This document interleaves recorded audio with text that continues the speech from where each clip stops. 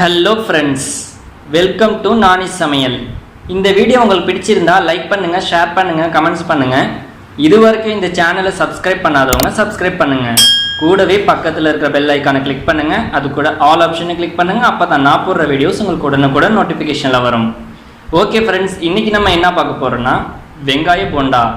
வாங்க அதுக்கு தேவையான பொருட்களை நம்ம பார்க்கலாம். நான் இன்றைக்கி எடுத்துக்கிட்டது 2 பச்சை மிளகாய், தேவையான அளவு வெங்காயம், தேவையான அளவு கருவேப்பிலை, தேவையான அளவு கொத்தமல்லி புதினா இலை, 1 கப்பு கடலை மாவு, 1 கப்பு அரிசி மாவு, தேவையான அளவு உப்பு. வாங்க வெங்காய போண்டா எப்படி செய்கிறது அப்படிங்கிறத வீடியோக்குள்ளே பார்க்கலாம். வெங்காயத்தை இந்த மாதிரி பொடியாக நம்ம நறுக்கி எடுத்தாச்சு. நறுக்கி வச்சிருக்கிற பச்சை மிளகாவை சேர்த்துடலாம். கருவேப்பிலை, கொத்தமல்லி புதினா இலை, இது ரெண்டையும் நம்ம சேர்த்துடலாம். இதை எல்லாத்தையும் நம்ம கையால் நல்லா பிசைஞ்சு விட்டுடலாம்.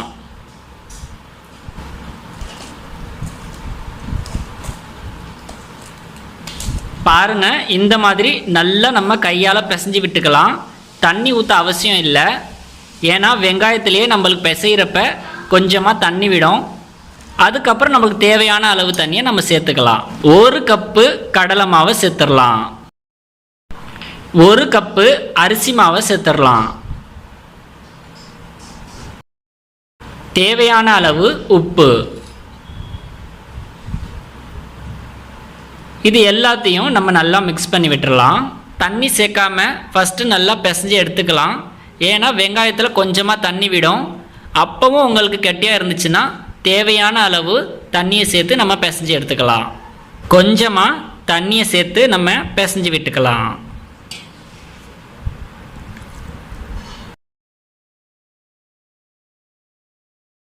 ஒரு சிட்டிகை பெருங்காயத்தூள், 1 சிட்டிகை பேக்கிங் சோடா. பாருங்கள், இந்த மாதிரி நம்ம வெங்காய போண்டாக்கு மாவு நல்லா பிசைஞ்சு எடுத்தாச்சு. இந்த ஸ்டேஜில் 1 சிட்டிகை பெருங்காயத்தூள், 1 சிட்டிகை பேக்கிங் சோடா ரெண்டையும் நம்ம சேர்த்துடலாம்.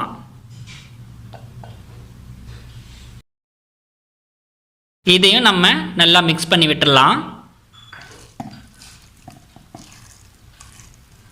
பாருங்க, நம்மளுடைய வெங்காய போண்டாக்கு மாவு நம்ம நல்லா சூப்பராக பிசைஞ்சு வச்சாச்சு. இதை அப்படியே நம்ம ஒரு 10 நிமிஷம் விட்டுடலாம்.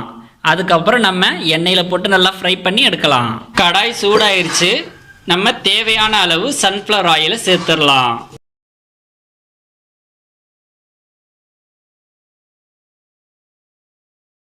எண்ணெய் நல்லா சூடாகட்டும். எண்ணெய் சூடாயிருச்சு. நம்ம பிசைஞ்சு வச்சிருக்கிற வெங்காய போண்டா மாவை சேர்த்துடலாம்.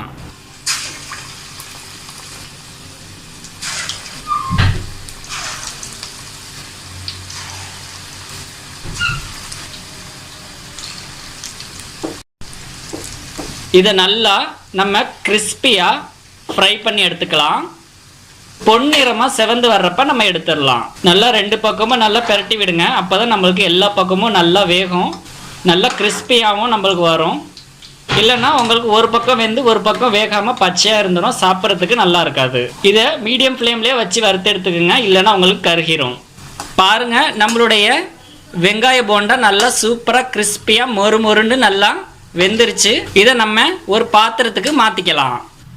பாருங்க, நம்மளுடைய மொறு மொறுன்னு கிறிஸ்பியான வெங்காய போண்டா சூப்பராக ரெடி ஆயிடுச்சு. இதே போல் நீங்களும் உங்கள் வீட்டில் செஞ்சு பார்த்துட்டு கமெண்ட்ஸில் சொல்லுங்கள்.